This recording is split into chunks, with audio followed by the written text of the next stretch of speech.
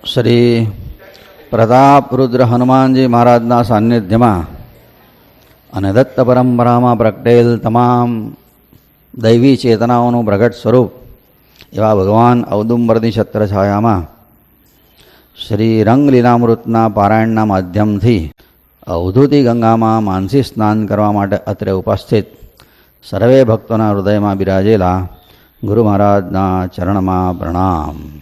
અધ્યાય 52. એક વખત બાપજીને આંભેશ્વરના મુકામ દરમિયાન રાત્રે તાવ ચડ્યો, શરીરમાં કળતર થાય અને શરીર ધ્રુજે. મગનલાલ વિચારે, આ બાપજી દવા તો લેતા નથી, કેવી રીતના અમને તાવ ઉતારીશું? એમને ચિંતા થઈ. બાપજી કે, મગનલાલ તમે મૂંઝાવ છો શું કામ? તમે હજુ મારા પૂરા તાવને તો જોયો જ નથી.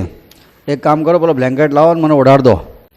કંબલ ઓઢાડી દીધો અને બાપજી આડા પડે, આંખો બંધ કરી. મગનલાલે વિચાર કર્યો, રાત્રે કંઈક કામ પડે અને હું દૂર બેઠો હોઉં તો મને બોલાવે કેવી રીતના? એ બૂમ પાડે ને કદાચ મને ના સંભળાય તો? માટે હું અહીંયા એમની ઝૂંપડીની બહાર જ બેસી રહીશ. મગનલાલ બેસી રહ્યા બહાર અને બાપજી અંદર પર્ણકુટીમાં, ઝૂંપડીમાં, કુટીરમાં. રાત થોડી ગઈ હશે ને, ત્યાં તો મગનલાલે ઝૂંપડીમાંથી અવાજ સાંભળ્યો. બાપજી બોલતા હતા મોટેથી, બડો નટખટ છે ને તું તો, મારી શાંતિની તને ઈર્ષાઈ? અવધૂત અહીંયા એકાંતમાં શાંતિથી ધ્યાન કરે તારા પેટમાં દુખ્યું? અવધૂતના દિવસો આનંદમાં જતા હતા, એ તારા પેટમાં લાય લાગે છે? મારે શું, હું તો તારા હાથનું પ્યાદું, જેમ ફેંકીશ એમ ફેંકીશ, રાખે તેમ રહીશ. મગનલાલે બધું સાંભળ્યું. બાપજીએ ભગવાનની જોડે વાત કરતા હતા, તું રાખે તેમ રહીશ ને ફેંકાઈશ તેમ ફેંકીશ. બ્રાહ્મ મુહૂર્ત થયું. બાપજી બહાર આવ્યા, કુટીરની બહાર ખુરશી ઉપર બિરાજ્યા, સ્નાન કર્યું, ધ્યાન કર્યું. અને એ વખતે જુઓ તો શરીરમાં તાવ એકદમ નોર્મલ થઈ ગયેલો. એ વખતે ભિલોડના નગીનલાલ ભક્ત, આ મગનલાલ સિવાયના નગીનલાલ, બીજા સારોદના દરબાર, એમની સાથે બાપજીના દર્શન કરવા આવેલા. બાપજીએ કીધું કે અત્યારે તો બહુ સારું છે, પણ રાત્રે કોઈ મહેમાન પણ ખબર લેવા આવે ખરા, કહે છે કે અમારા મોઘેરા મહેમાન. આવી વાતો કરી. મગનલાલ કે, બાપજી આપણે હવીને દત્ત જયંતિ અહીંયા કરીને પછી જ તમે જજો. રંગ જયંતિ હમણાં ગઈ છે, હવે દત્ત જયંતિ સુધી અહીંયા જ રોકાઈ જાઓ ને, અહીંયા આપણે સારું પડશે. બાપજીએ કીધું આપણે કારતક અમાસ પછીથી વિચાર કરીશું કે આ દત્ત જયંતિ કરવી તે. આટલું કીધું ને બાપજી બાણસૈયા ઉપર સુતા. બાણસૈયા એટલે રેતીની પથારી, એ મખમલ જેવી ઝીણી રેતી હોય એની ઉપર બાપજી આડા પડે એને બાણસૈયા કહેતા હતા. 2 વાગે નર્મદા સ્નાન કર્યું અને કુટીરની આગળના ભાગમાં ખુરશી ઉપર બેઠા. એ વખતે એમણે દૂરથી, નદી કિનારે તો દૂરનું ખાસું દેખાય, જગજીવન માસ્તરને ઉતાવળી ચાલે ચાલતા હોતા જોયા. જગજીવન માસ્તર એટલે એ માજીની ખબર બાપજીને પહોંચાડે અને બાપજીની ખબર માજીને પહોંચાડનારો એક ટપાલિયા, મેસેજ મોકલનાર. બાપજી પોરમાં હોય ને તો એ રોજ પોર જાય ને પોરથી નારેશ્વર આવે. એ લીલોડના જગજીવન માસ્તર. કેવી સેવા કરતા હશે આ લોકો. અને બાપજી પણ એમના માટે હોય. એકવાર એ છે ને લીલોડથી નારેશ્વર આવવા નીકળ્યા, તો એમને થયું ચાલ ને આખું ગોળ ફરી જવું. લીલોડથી નારેશ્વર જવું તો અત્યારે આપણે હોસ્પિટલ પાસે આવવું પડે, ચોકડી પાસે થઈને જઈએ, પણ ત્યાં વચ્ચે કોતર છે એટલે ડાયરેક્ટ લીલોડથી નારેશ્વર આવતું નથી. તો કોતરમાં થઈને જાઓ ને તો 5 મિનિટમાં નારેશ્વર આવી જાય લીલોડથી. પણ જગજીવન માસ્તરે થયું ચાલ ને આજે આ કોતરમાંથી જ જવા દે. અને કોતરમાંથી જતા એમને કોઈ એવું ઝેરી જાનવર એવું કરડ્યું, મોટેથી ચીસ પાડી, મારા બાપ અરે મરી ગયો કરીને. ચલાય નહીં. કોઈ ખબર આપી બાપજીને કે બાપજી આ તો માસ્તરને કશું કરડ્યું છે ને કોતરમાં જ બેસી ગયા છે, બહુ દુખાવ વેદના થાય છે, બળતરા થાય છે. બાપજી ત્યાં ગયા. કોતરમાં બાપજી જાતે ઉતર્યા અને ત્યાંથી એમણે કોઈક વનસ્પતિ હોદી નાખી, વનસ્પતિને પથરા વડે છૂંદી નાખી, એની લુદ્દી બનાવી. આ જગજીવન માસ્તરને જ્યાં પેલું કરડેલું કશું એ જગ્યાએ એને દબાઈને પાટો બાંધી દીધો અને એ માસ્તરને વેદના હતી તે શાંત થઈ ગઈ, બળતરા હતી તે શાંત થઈ ગઈ. પણ બાપજીને ઇન્સ્ટન્ટ એ વખતે વનસ્પતિનું જ્ઞાન હતું કે આ વનસ્પતિના પાંદડા કૂટીને લગાડીએ તો ઝેરની વિષ શાંત થાય, અને પ્રમાણે થઈ ગયું હતું. પણ જગજીવન માસ્તર બી એવા અને બાપજી પણ એવા, એમના માટે કોતરમાં ઉતર્યા પોતાના ભક્તરા માટે. પછી બાપજીએ પૂછ્યું, માસ્તર માજીની તબિયત કેવી છે? માસ્તરે કીધું, બાપજી તબિયત બહુ નરમ છે, ગભરામણ બહુ થાય છે, શરીર તૂટે છે 2 દિવસથી તો અન્ન જળ બિલકુલ લીધું નથી. અને ડૉક્ટરને કીધું ત્યારે ડૉક્ટરે કીધું છે કે બાપજીને તાત્કાલિક બોલાવો, એટલે તમને લેવા માટે આવ્યો છું. બાપજીએ મગનલાલ હવે દત્ત જયંતિ જ્યારે થવાની હોય ત્યારે હવે મારે અહીંયાથી રોકાવાશે નહીં, વિલંબ પોસાય નહીં. મેં માજીને વચન આપ્યું છે કે હું તમારી પાસે અંતકાળે પાસે રહીશ, તમારો અગ્નિ સંસ્કાર પણ હું કરીશ. મારે તાત્કાલિક જવું પડે, માજી સિરિયસ છે. અને બાપજી પછી ત્યાંથી ઊભા થયા અને ચરણમાં પાદુકા પહેરી દંડ લીધો. મગનલાલને કીધું. મગનલાલે મેં ચાદર લંગોટ બધું બાંધી લીધું. એક 5 મિનિટમાં મુકામ એમનો ઉઠી ગયો હતો અહીંયાથી. હાંફેશ્વરમાં નદી કિનારે હતો તે. હાંફેશ્વરના શિવાલયમાં ભગવાનને વંદન કર્યા. પાલખી તૈયાર જ હતી પેલા 6 જણા લઈને, પેલા તડવીની હતી ને પેલા આદિવાસીની, એ પાલખીમાં બાપજી બેઠા. 6 જણા ઉંચકી અને જોતા તો કવાંટ આવી ગયા. ત્યારે રાત્રે 1 વાગેલો હતો. સવારે 6 વાગે છોટાઉદેપુરથી ગાડી ઉપડે તે અહીંયા ચોરંદા ઉતારે.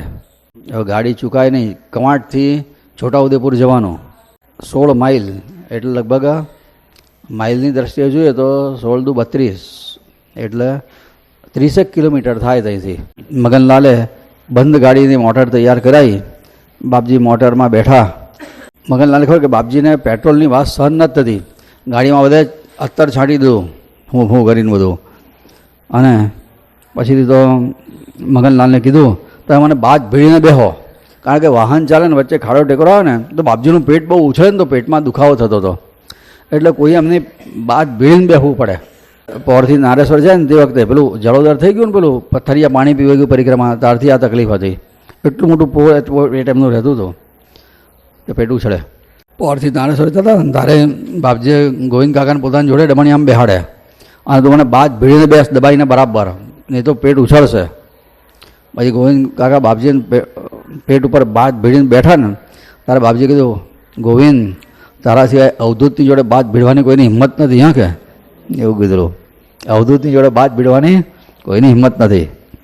બાપજીએ પેલા બધાએ કીધું કે રાત્રે અત્યારે આટલો 1 વાગ્યો છે, આરામ કરો છે.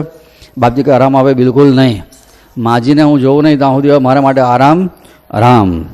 ગાડીમાં પછીથી બાપજી બેઠા, પણ જરાક જ ગાડી ચાલીને એમને બાપજીને વોમિટ શરૂ થઈ. બાપજી કે આમાં નહીં બેહાય. ઉતરી ગયા બાપજી. 3 માઇલ ચાલ્યા હશે. ટીટોડ ગામ આવ્યું.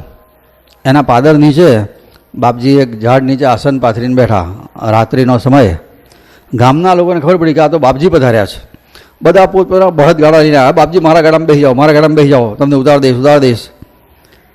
બાપજી કોઈ એક ડમણિયામાં બેઠા અને થોડું ચાલ્યા. પણ એ ડમણું એવું હતું કે ખટાર પટાર બહુ થાય. 2 પૈડા કંઈક ઊંચા નીચા હશે તો વધારે ઉથાળતું હતું. અને બાપજીના શરીરમાં દુખાવો થયો. બાપજી કે એના કરતાં ચાલી નાખવું, ચાલવાનું સારું પડશે. બાપજી ઉતર્યા ચાલવા માંડ્યા. ડમણિયાને વિદાય કર્યું.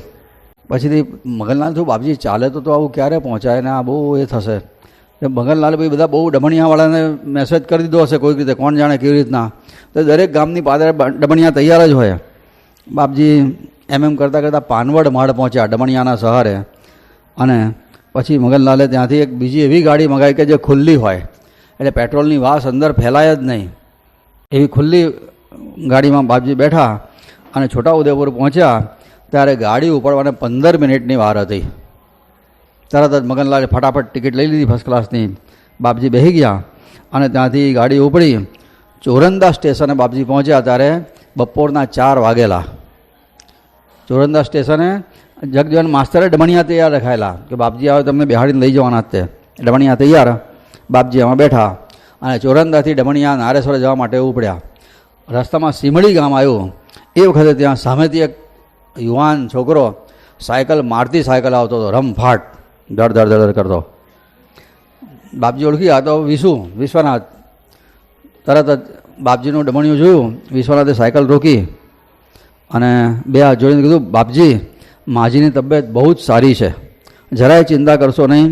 રાત્રે ઊંઘ લીધી, સવારે સ્નાન પણ કર્યું અને ભોજન પણ કર્યું છે. બાપજી એટલા બધા પ્રસન્ન થઈ ગયા એ વખતે. એટલું જ બોલ્યા વિશુ ભગવાન તારું કલ્યાણ કરશે, ભગવાન તારું કલ્યાણ કરો. કેટલા મોટા આશીર્વાદ મળી ગયા અને કેવું કલ્યાણ થઈ ગયું. કેટલી મોટી ઉંમર સુધી કોઈ જ રોગ વગર આરામથી જીવ્યા. અને છોકરાઓ તો આજે બધી રીતે હામ દામ ઠામમાં નંબર 1 થઈ ગયા. વિશુ તારું ભગવાન કલ્યાણ. એક સારા સમાચાર આપ્યા માજીના અને બાપજી આટલા બધા રાજી થઈ ગયા. પછી ત્યાંથી ડમણિયામાં નારેશ્વર આવ્યા ત્યારે ઝાંપા પાસે ત્યારે સંધ્યાકાળનો સમય થયેલો. નીચે ઉતરીને તરત જ માજીની કુટીરે ગયા.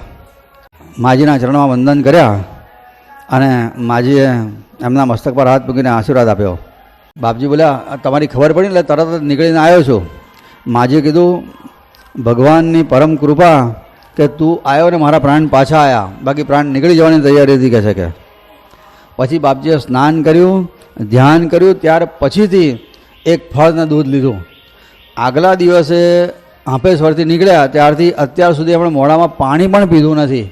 બાપજી પ્રવાસમાં મોટે ભાગે લેવાનું પસંદ નહોતા કરતા, પણ માજીની તબિયત નરમ છે એ વાત જાણ્યા પછીથી તો બિલકુલ મોઢામાં મૂક્યું નથી. માજીને જોવું નહીં ત્યાં સુધી મારા માટે બધું આરામ બરાબર. પછીથી તો બાપજીએ નિર્ણય કર્યો કે હવે ક્યારે એટલે બધું દૂર જવું નહીં કે જેથી આવવામાં આટલો બધો ત્રાસ થાય. આ વખતે બાપજીની ઉંમર હતી 55 વર્ષની. 68માં ગયા. 13 વર્ષ સુધી બાપજી નારેશ્વરથી બહુ વધારે દૂર જવાનું બંધ કરી દીધું, કારણ કે માજીની તબિયત ગમે ત્યારે બગડે. મેં વચન આપ્યું છે કે એમની પાસે હાજર રહેવાનું, અને હું દૂર હોઉં તો કેવી રીતના થાય, તો બાપજી દૂર નહોતા જતા.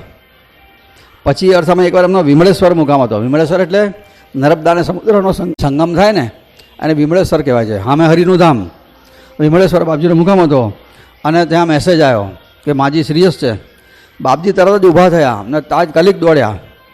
આંસોટ અંકલેશ્વર ઝઘડિયા થઈ અને ઝઘડિયામાંથી ડૉક્ટરને કીધું તું ચાલ મારી સાથે. ડૉક્ટરને જોડે લઈને તાત્કાલિક નારેશ્વર પહોંચ્યા. ડૉક્ટરે માજીને તપાસ્યા અને દવા કરીને માજીને સારું થઈ ગયું. જરાય બાજીની તબિયત નરમ છે એવું જાણે એટલે સીધું દોડતા જ જવાનું પછીથી. એટલે પછી બહુ પોરથી વધારે દૂર જતા જ નહોતા મોટે ભાગે, કે જેથી એકાદ કલાકમાં પહોંચી જવાય. પછી એકવાર એમનો છે ને ગામડી ગોધપુર કરીને જગ્યા છે ત્યાં મુકામ હતો. એ વખતે આવા સમાચાર આવ્યા. ત્યાંથી પણ સાંદરના મિયાગામ વગેરે થઈને ફટાક દઈને નારેશ્વરમાં હાજર. માજીની તબિયત નરમ છે, સાંભળે એટલે ખલાસ. એ બધું જ બાજુ પર સોલા ભાગવત વિદ્યાપીઠના ખાતમુહૂર્તનો દિવસ નક્કી કરેલો. કૃષ્ણશંકર શાસ્ત્રીજીએ બાપજીની સાથે ચર્ચા કરીને, અને એ પ્રમાણે ખાતમુહૂર્તનો દિવસ નજીક આવતો હતો ને એ વખતે માજીની તબિયત નરમ થઈ ગઈ. બાપજી નારેશ્વરમાં જ હતા એ વખતે. આ બધું શાસ્ત્રીજીએ યાદ કર્યો કે બાપજી આ દિવસે આપણે ભાગવત વિદ્યાપીઠનું ખાતમુહૂર્ત છે, તમારે આવવાનું છે. અમદાવાદ તો કેટલું દૂર, સોલાથી નારેશ્વર જુઓ તો કેટલી બધી વાર લાગે એ જમાનામાં તો. એટલે બાપજી વખતે અમને પત્રથી જવાબ મોકલ્યો, શાસ્ત્રીજી માતાજી કે પાસ આને મેં માતાજી બાધક હૈ. ભાગવત એ માં છે, એની પાસે મારી માં બાધક રૂપ છે.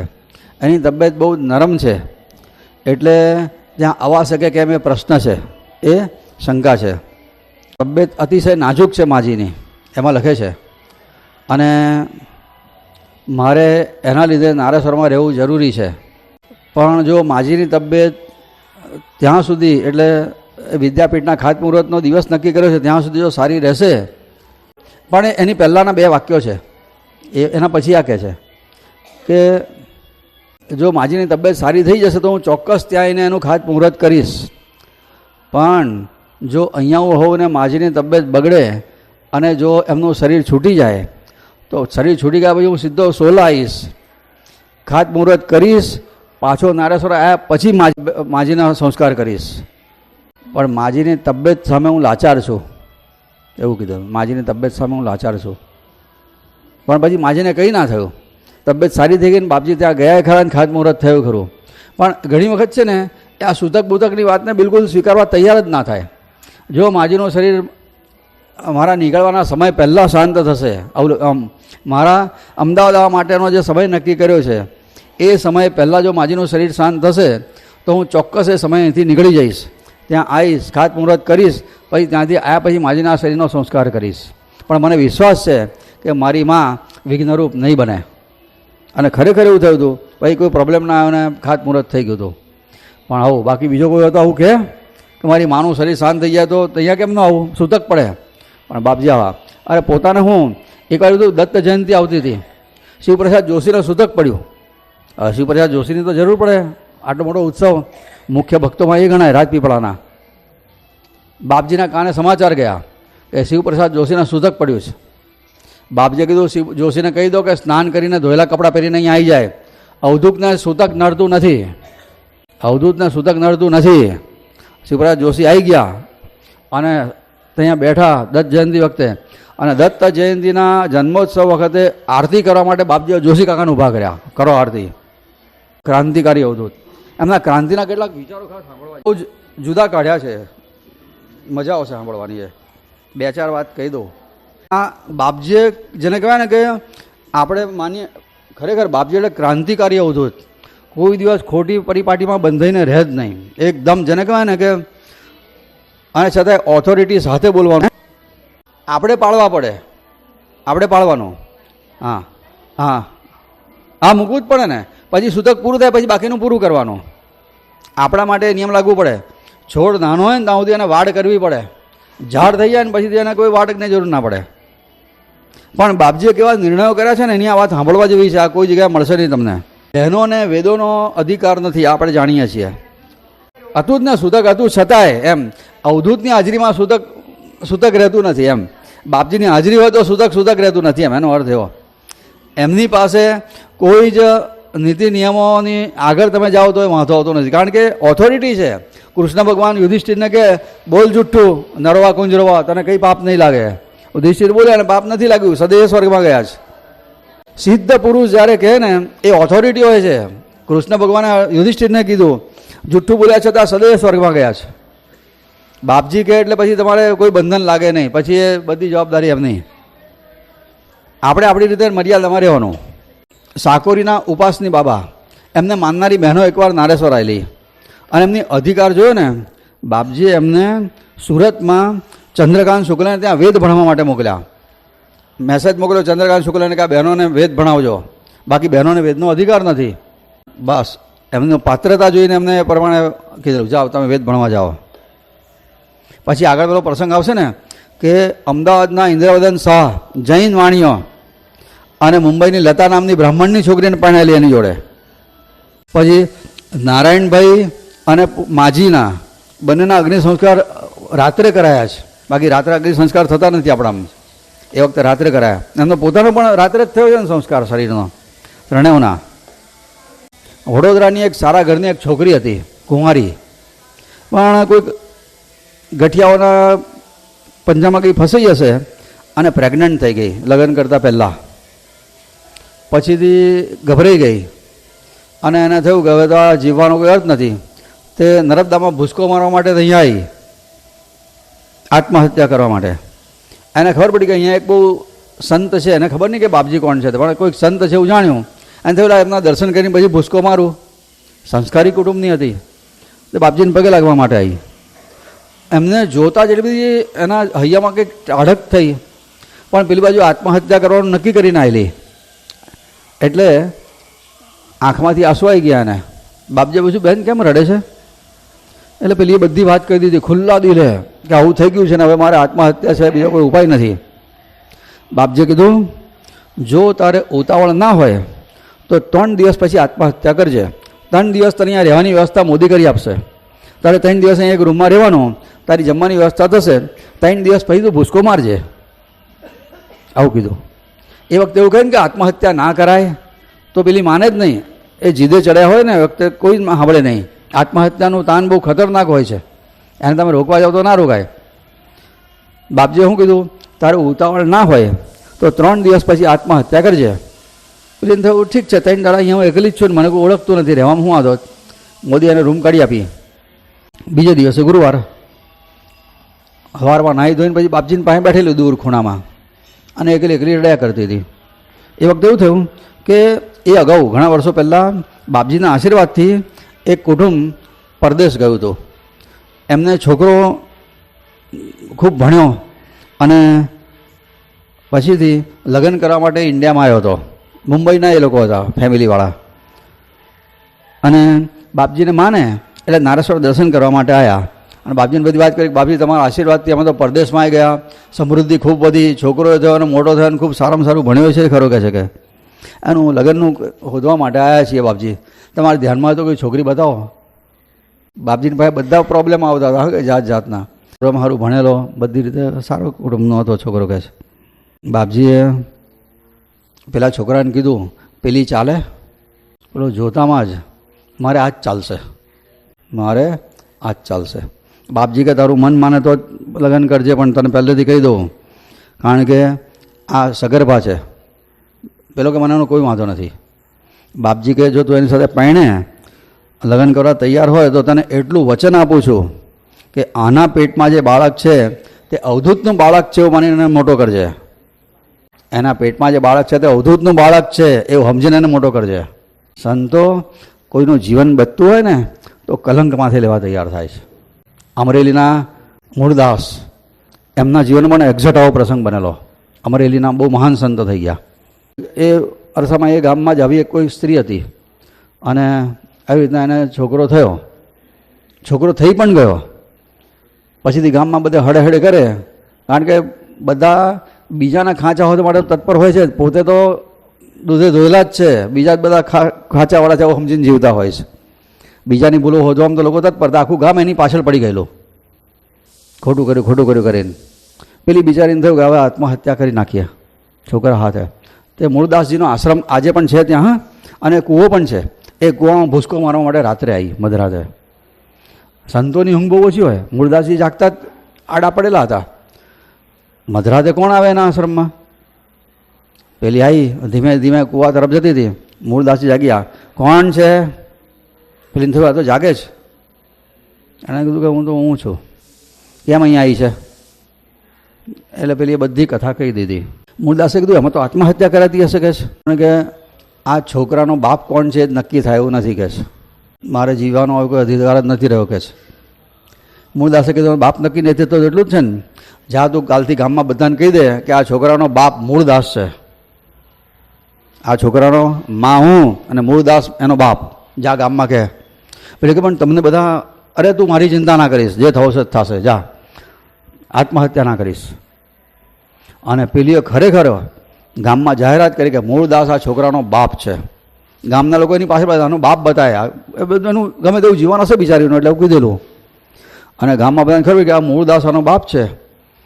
કેટલાક જઈને મૂળદાસ પાસે ખાતરી કરી. મૂળદાસે કીધું હા એનો બાપ હું શું કહે છે. અને એ દિવસથી મૂળદાસને ગામમાં કોઈ ભિક્ષા આપવાની બંધ કરી દીધી. કોઈ ભિક્ષા ના આપે, તિરસ્કાર કરવાનો બધાએ હળે. અને મૂળદાસે પછીથી એ વખતે ગામ છોડવું પડેલું, અમરેલી. બધી બહુ એમના ચરિત્ર બહુ અદ્ભુત છે મહાપુરુષનું. મરેલાને બેઠા કરવાની તાકાત હતી એનામાં.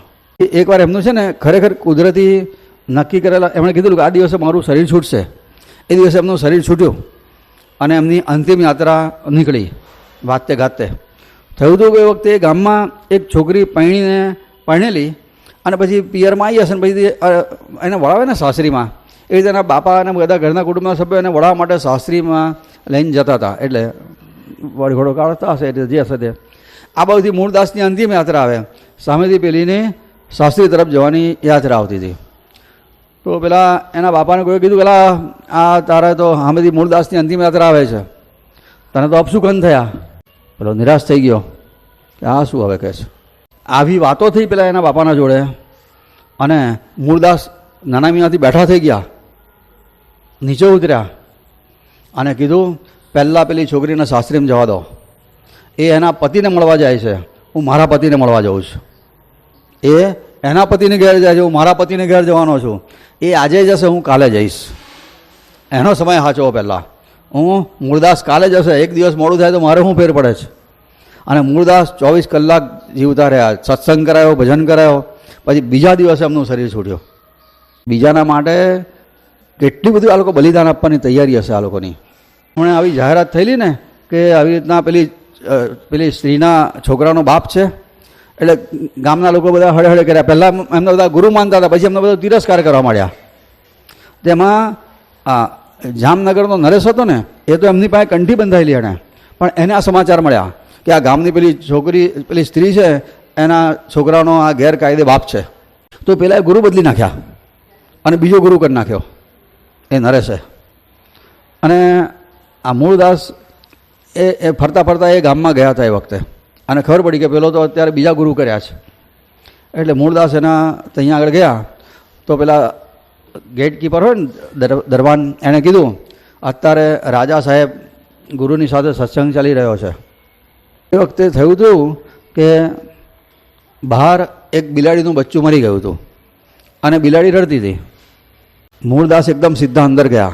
પેલા બેનો સત્સંગ ચાલતો ને અહીંયા, અને પેલો બધે પોતપોતાની હોશિયારી મારતો હતો. પેલો નવો ગુરુ થયેલો હતો કે પેલો કહે છે, દુઃખ દૂર કરવાની તાકાત છે તારામ? મૂળદાસ કહે.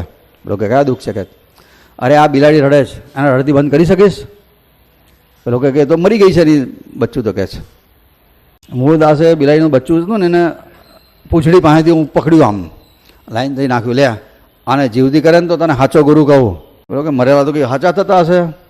મૂળદાસે છે ને એનું લંગોટ હતો ને કાઢીને એની પર ઉહવાડ્યો, આમ હાથ મૂક્યો ને તો બિલાડી બેઠી થઈ ગઈ બચ્ચું, અને ચાલવા માંડ્યું. પછી વખતે મૂળદાસે રાજાને કહ્યું, રાજા લોકો કહે ને એટલે સાચું નહીં માનવાનું. મેં તો પેલી સ્ત્રીનો જીવ બચાવવા માટે કલંક માથે લીધું છે, નહીં તો એ છોકરી આત્મહત્યા કરી નાખત.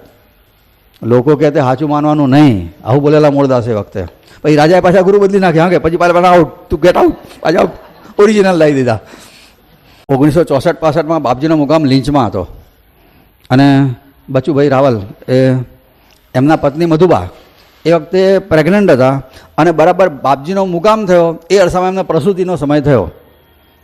એટલે બચુભાઈને થયું કે મારે છોકરો બાળકનો જન્મ થાય તો મને વરધી સૂતક પડે, પછી મારાથી બાપજીની સેવા ના થાય. એટલે એમણે પોતાની પત્નીને છે ને પિયર મોકલી દીધી, દૂજા પિયર.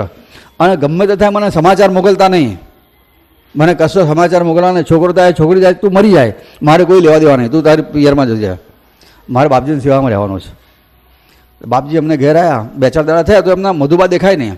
બાપજીએ પૂછ્યું, બચુ આ તારા પત્ની કઈ છે? એ બચુભાઈ બધી વાત કરી કે આવું છે એટલે પિયર મોકલી. બાપજી કહે અત્યારે ને અત્યારે બોલાય, બાજુના રૂમમાં રાખ, એને અડવાનું નહીં. બીજું શું છે, અહીંયા પ્રસૂતિ થાય તો હું વાંધો છે કે એમને અહીં બોલાવીને બાજુના ઘરમાં રાખો, એમને અડીએ નહીં એટલું પૂરતું છે. બાકી આ અવધૂત તો છે ને સુવાવડીના રાંધેલું જમે એવો છે, સુવાવડીના હાથનું રાંધેલું જમે એવો છું. સંવાદિતામાં ખલેલ પડે એવી રૂઢિચુસ્તતા અવધૂતને મંજૂર નથી. સંવાદિતા ખોરવાય ને વખતે હાર્મોની, સંવાદિતામાં ખલેલ પડે એવી રૂઢિચુસ્તતા અવધૂતને મંજૂર નથી. આવું કીધેલું છે. આપણે જણોરના પેલા ભીમસિંહ બાજીની વાત કરી ને, એની સાસુને મોટી બાને જંદ વળગેલો, અને પછીથી એને નારેશ્વર 5 ગુરુવાર ભરવાનું કીધેલું. 2 ગુરુવાર ભર્યા ને ત્રીજો ગુરુવારે પેલા જંદે ઓર જોર માર્યો તો પેલી મોટી બાઈના ધણીની છાતી ઉપર ચડી બેઠી અને મુક્કા મારે અને એનું ગળસી દબાઈ. એનો ધણી એટલો બધો ગભરાઈ ગયો તો બીકરા માર્યો મરી ગયો. મોટી બાને પડ્યું શું તક. હવે 2 ગુરુવાર ભરેલા, 3 ગુરુવાર ભરવાના બાકી જંદ કાઢવા માટે. ભીમસિંહ બાજીએ સમાચાર મોકલ્યા બાપજીને, બાપજી આ તો હવે સુતક પડ્યું, શું કરવાનું? બાપજી કે કંઈ નહીં, ગુરુવાર ભરાવો કે છે. પણ બાપજી કહે છે અમારે બધાને શું તક, અમારાથી ત્યાં અવાય નહીં, એને ત્યાં મૂકી જવું, નારેશ્વરમાં મૂકી દઉં? બાપજી કે મૂક્યો તો મૂકો, પણ મરી જાય તો એવું ના કહેતા કે ઉધું તે મારી નાખી. ના ના બાપજી કહે એ જીવે કે મારે, અમારે કોઈ વાંધો નહીં કહે. પછી એને નારેશ્વરમાં મૂકી ગયા અને બાપજીએ એનો જંદ કાઢેલો. પણ એ વખતે ગાંઠે નહીં બાપજી, ખરાખરીનો ખેલ આવે એટલે. તો એવી રીતના એક રૂપાબેન ડાંગરવાલાની પણ પ્રસંગ છે ને. રૂપાબેન સુરતના મૂળ, બધા બહુ એમના બહુ પ્રસંગો છે રૂપાબેનના. એમને માસી કહેનારો, એને માસી કહેતો હતો ને, એ છોકરો મારી જોડે નોકરી કરતો હતો. એણે મને આ વાતો કરેલી છે. પ્રતિક દેસાઈ એનું નામ, આ વાત કરેલી કે એમનું લગ્નનું એમણે નક્કી કરે પેલું બાપજી, અને બધું એમના જીવનમાં ઘણા બધા પાંદડા આલેલા. તે બાપજી પછી એ વખતે આવવાના હતા ને તારે ત્યાં એવું થયું હતું કે સમૂહમાં જોડા બેસવાના હતા પાદુકા પૂજનમાં, અને રૂપાબેને બાપજીના આગમનની ખુશીમાં પોતાની જાતે કૃષ્ણ ભગવાન પહેરે ને એવા ડ્રેસ તૈયાર કરેલો, કૃષ્ણ ભગવાન જેવો, ટોપી ગૂંથેલી પોતાની જાતે ને એવી રીતના. પછી બાપજી આવ્યા અને પછી આ દિવસ આવ્યો ને એ વખતે એમને અડચણ આવી, કશું થાય નહીં. બાપજી પછી એવું કીધું એણે મારા માટે મહેનત કરીને બનાવી છે, અવધૂત પહેરશે. પછી બાપજીએ વસ્ત્રો પહેરેલા.